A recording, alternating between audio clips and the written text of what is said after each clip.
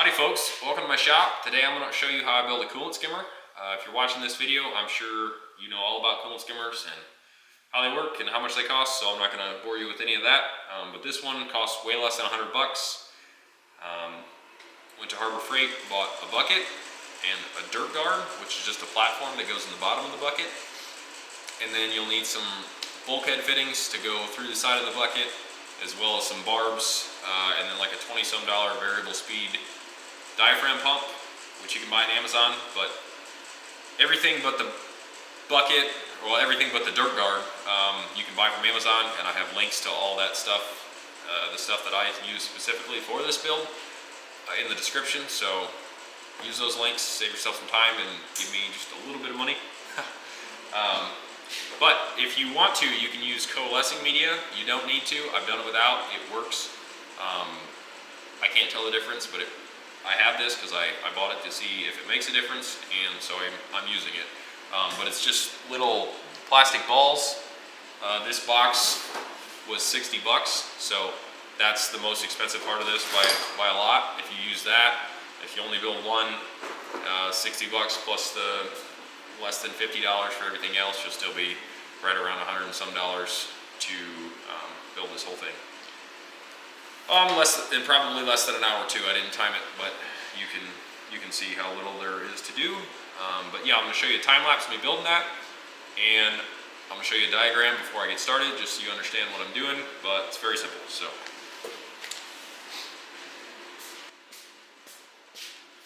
here is the most crude diagram that I could draw. This is the bucket. Down here is your dirt guard that's sitting in the bottom of the bucket. And then you have coalescing media under that. On the inlet, it just comes in, and that comes in a couple inches below the fluid surface. You don't want it all the way at the bottom, because then fluid could come right in and then straight back out this tube, which is your outlet. So you put it about midway up the bucket, and you put it low enough that it doesn't disturb the surface, because when the oil coalesces to the surface, you want it to stay there. The way the outlet works is wherever you drill the hole for the outlet, that's going to end up being your resting fluid level. And there's a T on here with a 3/4 inch PVC pipe that goes down within about a ½ inch of the bottom. So this T is open to the top so that it won't siphon more fluid than where that hole is. And as the fluid level comes up, it'll just flow out that hole. But since that draw tube comes down to the bottom, the fluid that you're extracting is coming off the bottom. And that theoretically should be the cleanest fluid. Any oil should coalesce as it works through this media and sits in this bucket, and should come up to the top and should stay there, so long as you don't shake it all up again and emulsify it. But very simple. I'm going to show you me making that, and then we'll show you how it works.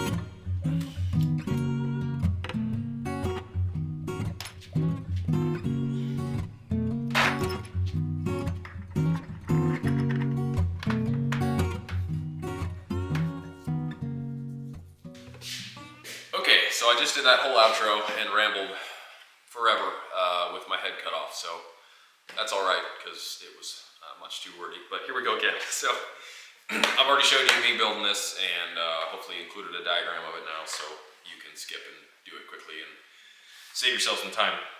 But yeah, long story short, you got your coalescing media in there, and then your dirt guard on top of that.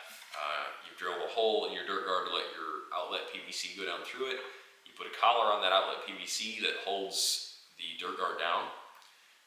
And then on your inlet over here, you've got a T with a downspout that just goes right to the top of that dirt guard, and its only purpose is to hold the dirt guard down as well.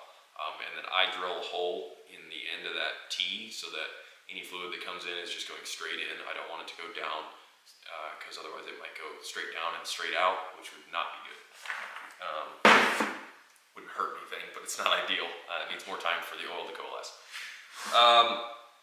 The most important part of this skimmer system is going to be this. This is the one that I built for that machine.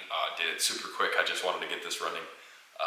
But this, it's just a bent back plate that slides into a slot in my coolant tank that happened to be there. And then it's got a couple of bolts for adjusting the height on the top. But then on the face here, you've got a little basin. I'm gonna come closer and show you this. So you've got just a little trough. I don't know what to call this, but you got a little trough in there with a lower front section.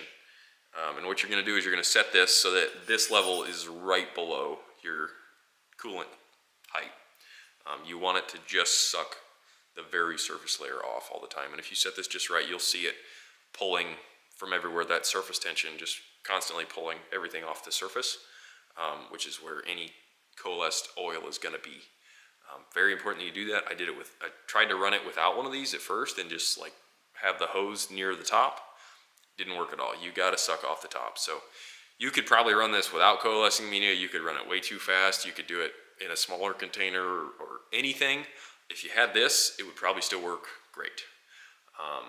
So this is just a little trough with a front plate, and then this is a piece of brake line that I tacked in here that goes down close to the bottom. I think it's too dark. I don't know if you can see that. Ah, there we go. Well, not really, but it goes down close to the bottom, and then I just put my hose on that, and that's where it sucks out of. It just draws off the top all the time. This works great for that machine because it happened to have a slot where this can sit, and I can adjust it easily. The bad part about this is you have to adjust this one because, back here a little bit, I threw this together as quick as possible so I could get it running because I had a bunch of oil in there and I needed to run a job. But ideally it would be this exact same design, except there would be a buoyant float here, so some type of low density plastic or foam or something that was hinged at the bottom, and then it would just tilt in until fluid flowed over it and filled up the cavity, and then it would find a equilibrium there somewhere where there would just be a little bit flowing over the top all the time. But to do that, this has to be pretty precise because it needs to seal down in here on the front of that hinge radius, and then as well as on the sides. It doesn't have to seal, but you need to have much less fluid flowing through those two places than you're actually pulling out of it, so that most of the fluid is coming over the top of that gate. Because if you don't draw off the top, it doesn't work at all. So I think I'm gonna figure out how to 3D print one of these eventually, just to make it simple for you guys. For that machine, I'm gonna do probably this, but a little more precise with that float gate like I talked about, so that I don't have to adjust it all the time. This works great because I run that machine for a couple days probably, and then it could sit for a week or more.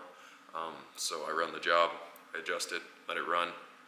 It's good to go. I could probably shut it off. It would have gotten all the oil out at that point, and I'd be good to go.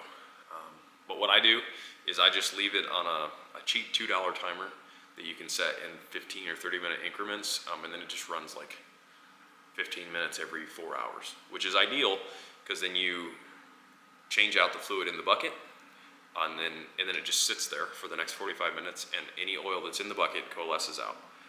So if you ask me, that is pretty much ideal.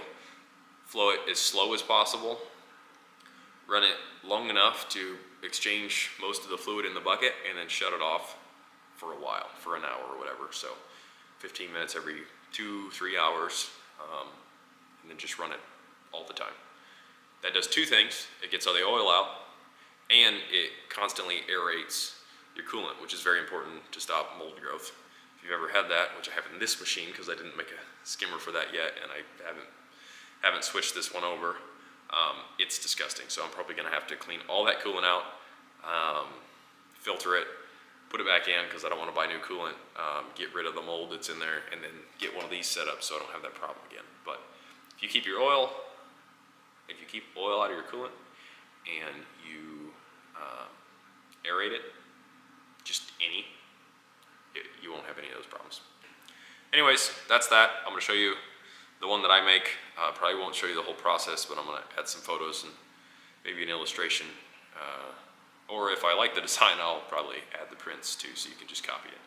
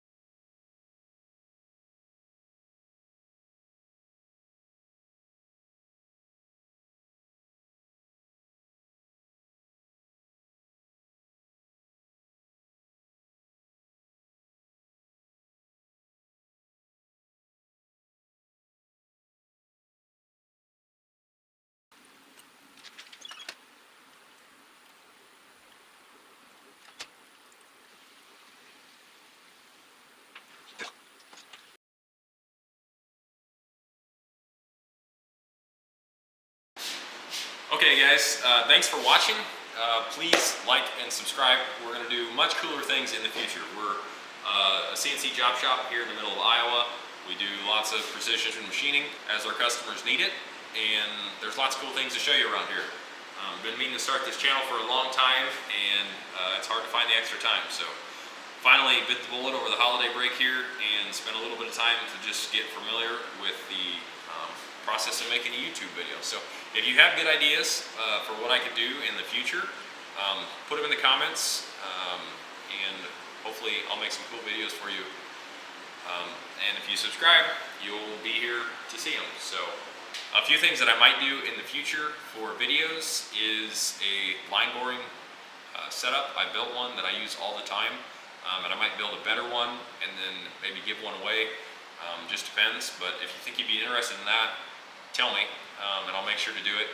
And then I also might build a flex arm, basically, but a tapping arm for my pneumatic tapping head. Found a good deal on a pneumatic pneumatic tapping head that's awesome, but I've never had an arm to hold it, and I don't like how flimsy the ones that are available are, and how expensive the name brand ones are. So I think I'm going to build one, and I've got some fireball tables, so I'll make it so it bolts or quick attaches to that fireball table, and lots of other things. But let me know if you'd be interested in those and what better ideas you have, because I'm sure that you do. So please like, subscribe, use the links if you're going to build one of these, and thanks for watching.